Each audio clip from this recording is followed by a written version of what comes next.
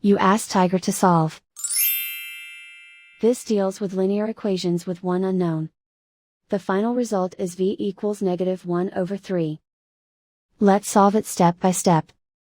Group all v terms on the left side of the equation. Subtract 28v from both sides. Group like terms. Simplify the arithmetic.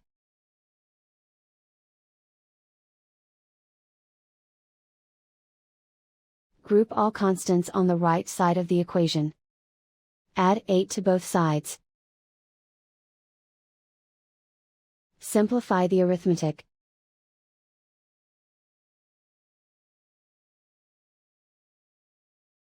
Isolate the v. Divide both sides by -24. Cancel out the negatives. Simplify the fraction. Move the negative sign from the denominator to the numerator.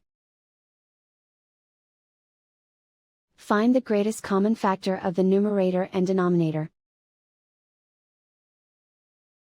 Factor out and cancel the greatest common factor. And so the final result is v equals -1/3.